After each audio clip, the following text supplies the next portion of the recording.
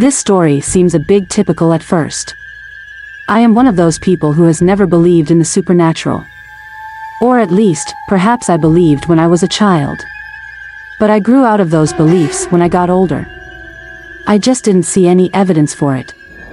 And when I quit believing in ghosts, I of course was less scared of what goes bump in the night. I rented a cabin with my best friend from high school during my second year of college. We went to different colleges, but we made sure that we would come back together and spend time with each other in the summer. The first year everything went fine. We went on a road trip.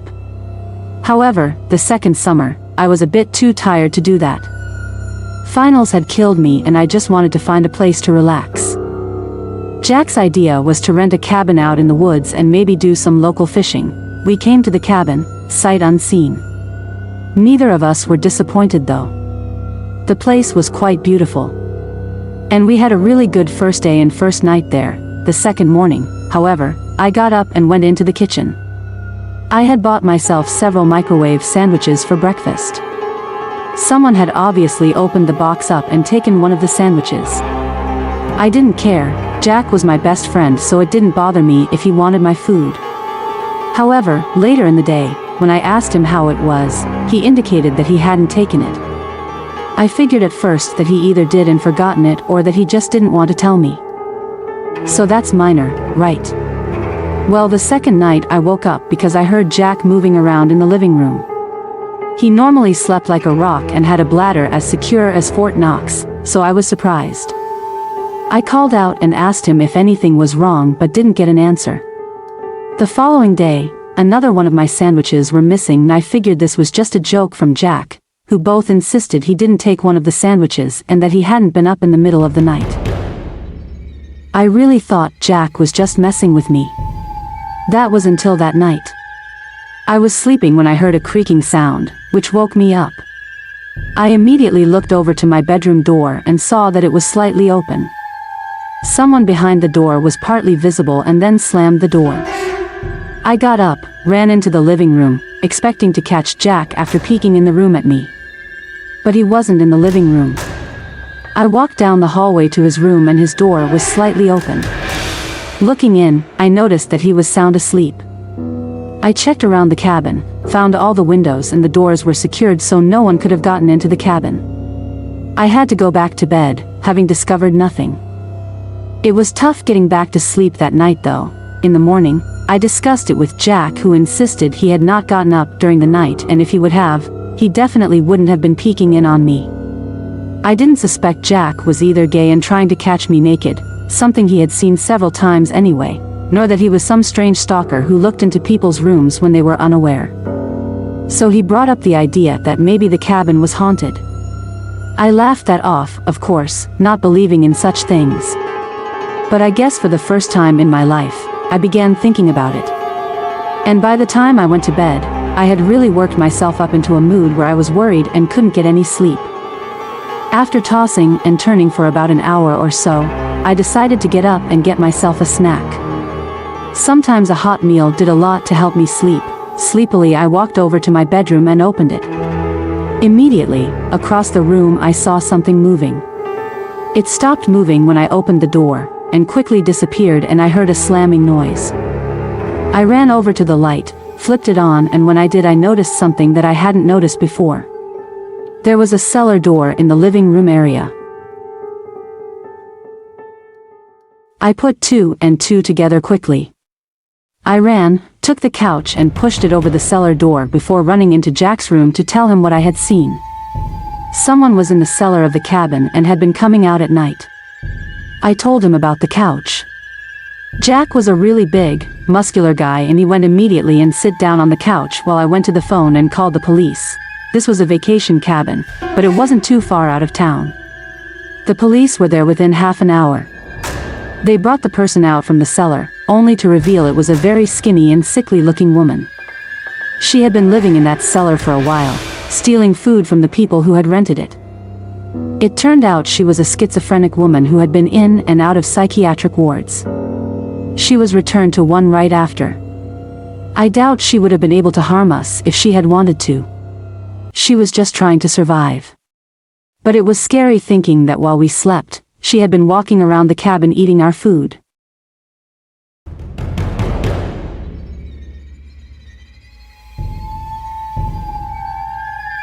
I work as an executive in a pretty prominent business, and my job is very, very stressful and takes up nearly all of my free time. I do get a couple weeks of vacation every year. When I take it, I tend to go out and spend all of my time by myself. It's exactly what I need in order to recharge my batteries and get myself back in the frame of mind for work. Nowadays, I take my vacations in urban areas. But this wasn't always the case. In fact, I used to take my vacations in the hills. I would rent a nice cabin in the middle of nowhere and then just spend all my time alone. After 2 weeks of this, I was so ready to get back to work with enough energy to last for another year. But I don't do this anymore, as something bad had happened that has everlasting horrifying impact on my life. A few years back, I was very, very exhausted. I rented a nice secluded cabin and was getting ready to have a nice time just reading a few good books by the fire.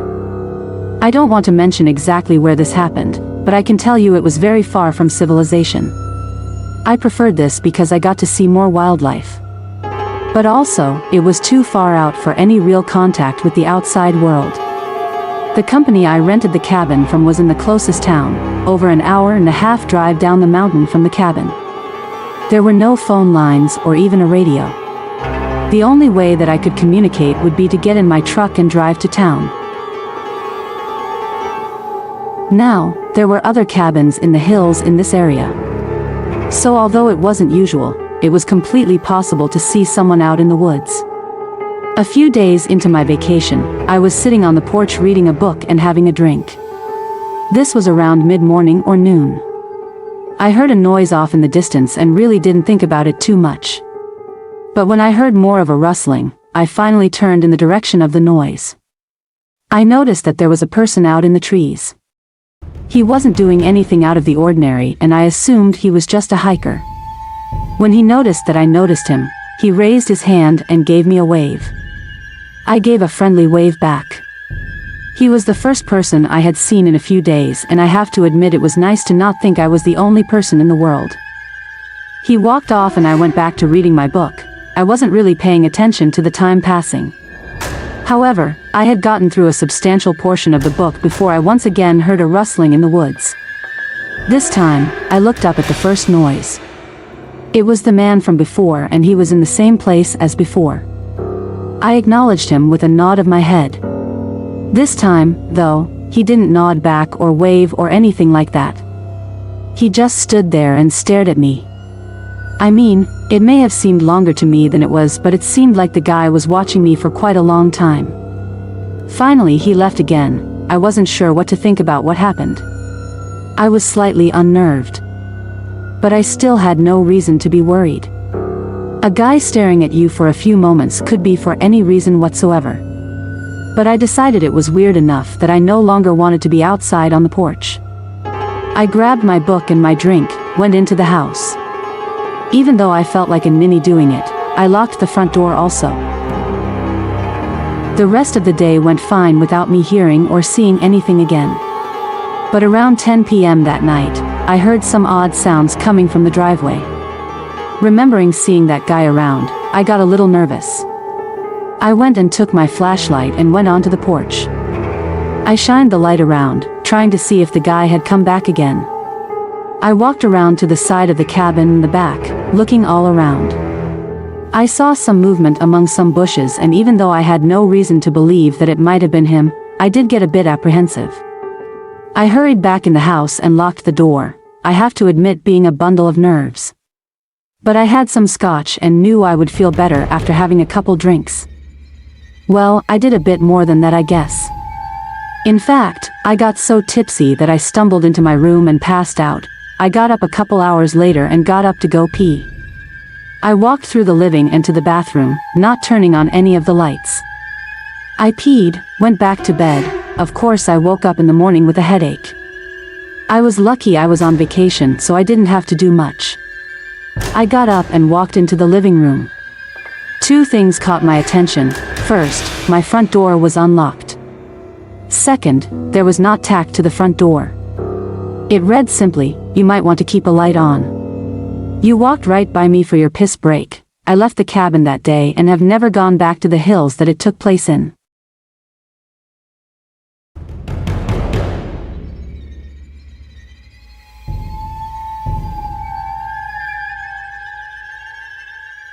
This is a true story. Every time I tell it, it pulls the eyes of everyone in the room. In the cold winter of 2020, my friends, Alex and Violet, and I decided to go on a mountain vacation. COVID cabin fever had hit us hard and we were desperate to get out. We settled on a mountain estate and planned to camp and hike at several different locations. For one night we thought it would be fun to book a cabin in the woods. Violet's parents had rented a fire tower once and loved it, but a cabin beside a fire tower was all we could find. It was cheap, clean, and secluded. Excited to have a night where we could be as obnoxious as we wanted, we booked it. In the weeks leading up to the trip, we decided it would be a great idea to drop acid at the cabin. Violet bought an entire sheet in preparation for our arrival, and it was tucked in her bag as we pulled out of the driveway to make our way to the cabin. I remember this knot in the pit of my stomach, this aching feeling that gnawed at me. I told Alex and Violet that there was no way we could drop acid that night. Violet was pissed. We turned around and got into a massive argument, but I stood my ground. I just knew that we had no business tripping that night. Finally, the fireworks settled and we were off. The cabin was roughly 30 minutes away from the nearest town. It sat atop a mountain. We held our breath as we rounded the busted road that spiraled toward the top. There were no pull-offs, no other campsites. Just a long, winding road that led us to the cabin at the peak. We settled in and started a fire to keep warm. As dusk gave way to night, we heard the unmistakable noise of an engine on the road, then the flash of headlights. A side-by-side with 3 kids arrived and our nerves settled. They smiled, gave us a wave, climbed the fire tower, and left. We'd heard there may be occasional visitors to the fire tower, but they were the only ones who'd come by. We doused the fire and moved inside. Heated some hot dogs until they were lukewarm, ate them fast, and sat in the silence. You don't know how quiet it is until you're in the middle of nowhere. You can hear every rustle of the leaves, the whisper of the wind through their branches. You get so used to white noise, living in the city, there's always the hum of an air conditioner or the dim roar of traffic to focus on. Here, the closest thing to white noise was the sound of our own breathing. We jumped at every noise, too frightened to speak to one another, and finally, I'd had enough. I cracked a few wine coolers, passed them to Alex and Violet, and slapped a board game down on the table between our bunk beds. It didn't take long for us to loosen. And we were laughing, having the raucous good time we'd envisioned. Much soberer than we thought, but enough that we were able to ignore the rumble of the woods. Later, we'd all recall hearing noises in the background. The snap of a twig. The dim rumble of an engine. None of us wanted to rupture the air of nonchalance between us, so we ignored it, until a human hand reached up to the window between us and slapped it 3 times. We were screaming in an instant. Alex called 911, put them on speakerphone, and handed his cell to me. He grabbed pokers from the fireplace and passed them out. Violet started calling family members and saying her last goodbyes. I held my breath and listened for any more noise. Whoever this was, whatever this was, would have heard us call 911, and now they were being careful to make a silent retreat. Dispatch arrived 20 minutes later, a lucky thing for a 1 a.m. emergency call, and had their dogs comb the mountain. Nothing. They suggested it may have been a bear, but I could tell from their faces that they didn't believe that for a second. We'd barely cooked those hot dogs, and why would a bear smack the window by a couple of screaming kids rather than the one closest to the pan we'd used to cook? Why would a bear knock on the window like a human? Why? When we screamed, did the bear make a stealthy retreat? They had no answers, but they had one anecdote. As they'd sped to us, they'd come across a car at the base of the mountain, but that was the only sign of life they'd seen. I remember my blood ran cold, but Violet and Alex were too frazzled to absorb the weight of what they'd said, and dizzied by a new horror. Violet's car, thoroughly dusted by our drive up the mountain, was covered in handprints. Handprints that didn't match ours, that touched places we hadn't. We grabbed our shit by the armful and threw it inside, eager to remove every part of ourselves from this mountain. We followed the police, grateful every pothole found us further and further from that wretched cabin. We made it down in record time and found lodging at a seedy hotel that reeked of cat piss. I couldn't sleep. The thought of that car on the road rang in my head. Remember, there was nothing else on that mountain. It was a narrow road to the top, no pull-offs, no other campsites. There was the fire tower. Maybe a visitor decided to spook us during their late-night excursion, but the kids from earlier. We'd seen their headlights. Whoever did this had stopped their vehicle further down the road and hiked the rest of the way. They didn't want to be spotted. They wanted silence, secrecy. Whoever this was hadn't been looking for a cheap scare. They'd planned this. I don't think I'll ever know what the person on the mountain wanted from me.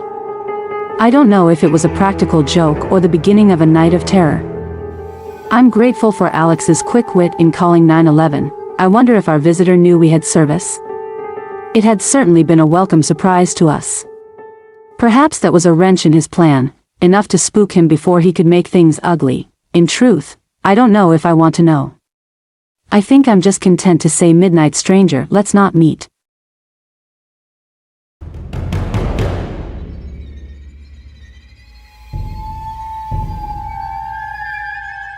I remember when I was growing up that my father used to take us to a cabin that his aunt owned.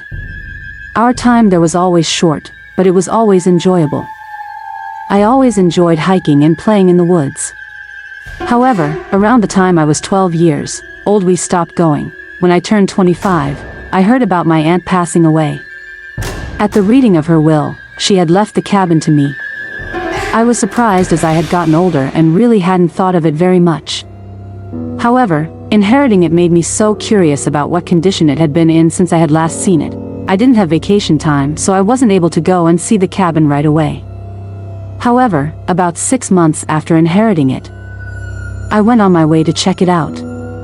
It was nice driving up through the woods, seeing how much had actually not changed. The cabin wasn't set too far off the dirt road.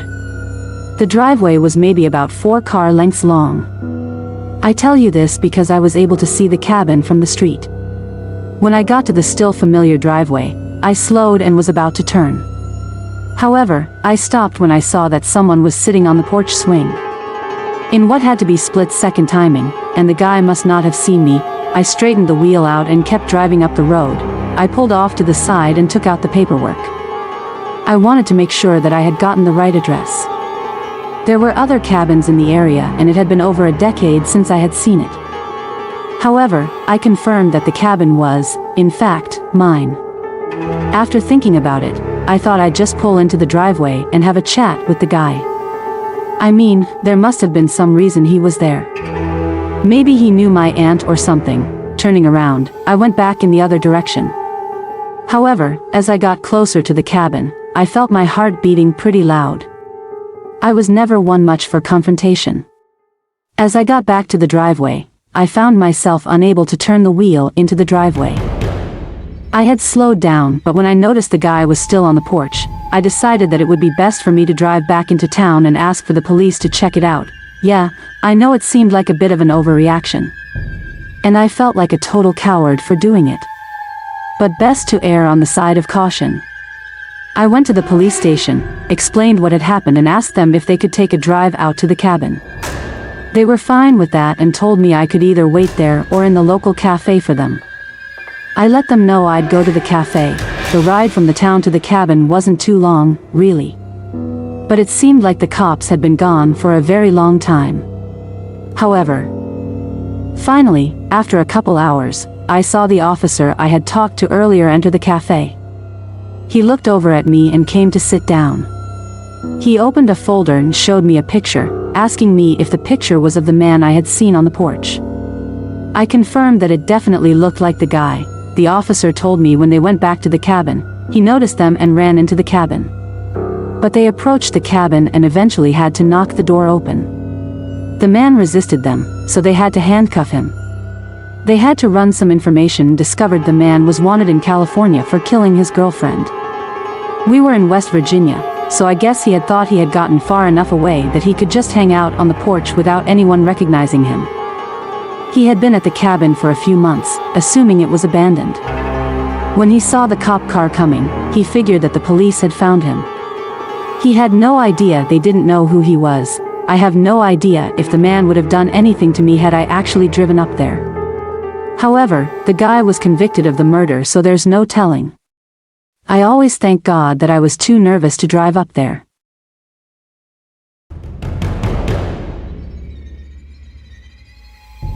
I had a very scary experience happen to me in 2017 that has stuck with me throughout the years, and I'm wondering if you all could possibly help me explain what I witnessed in the woods all those years ago.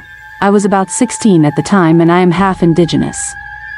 I was visiting my uncle on my mom's side, the indigenous side, at his cabin located in the woods of northwestern Maine because I was driving my grandpa up to visit them for the fall season.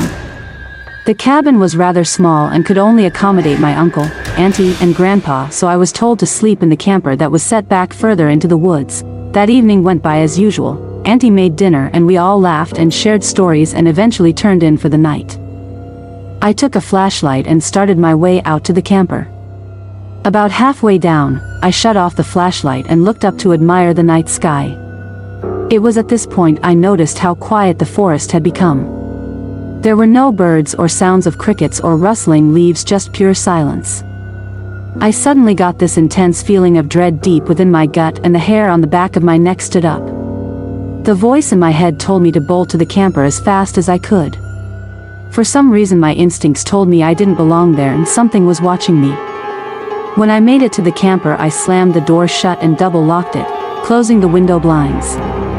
I swear I could hear my heart pounding in my ears as I laughed at myself for getting so worked up over nothing.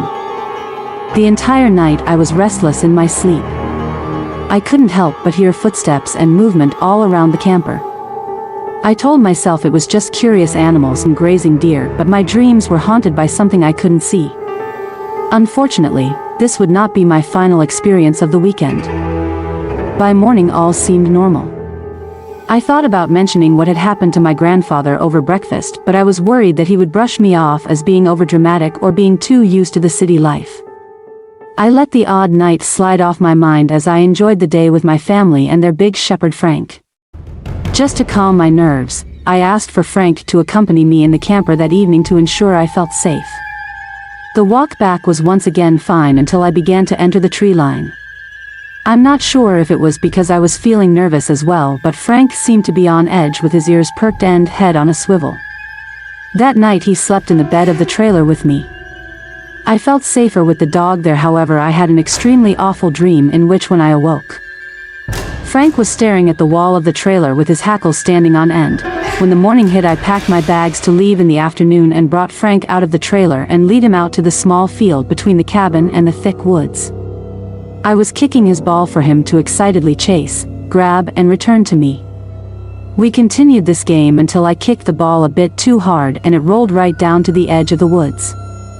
Frank raced down to grab the ball until his full sprint turned into a full stop, digging his paws into the dirt meters past where the ball had landed. He was standing stiff, fur on end, ears pinned back and unmoving. I called for him to come, which he always responded to, but he didn't even acknowledge me. I began to walk down to where he was, calling his name a little bit louder still with no response. I grabbed him by the collar, getting kind of worried at this point as his eyes stared directly into the trees. I yelled his name loudly, giving him a little tug. The forest was silent. Moments later the silence was broken by an echo of my voice yelling back, however this echo was delayed and distorted. It sounded like me but also not like me. I froze and looked into the dark woods, holding my breath only for another scream to come from the woods in my voice. I immediately turned and booked it back to the cabin. I came to my auntie crying and trying to tell her that there was something out there in those woods. She comforted me and told me it must have been nothing, but she seemed as if that was not the answer she wanted to give. My family is rather superstitious, especially me, and I'm guessing she didn't want me to overthink anything. I left that afternoon and I have not been back since that weekend. A friend of mine told me to share my story on this thread as you all might have an idea of what I experienced. I'm not sure if I'm dealing with a cryptid, bad spirit, or just an overactive imagination, Something's in the woods around my uncle's cabin that stalked me over a weekend. It mimicked my voice, and to this day I am haunted by the experience. Thanks for tuning in. I just shared the spookiest experiences of my life. Now, I want to hear about your hair-raising moments.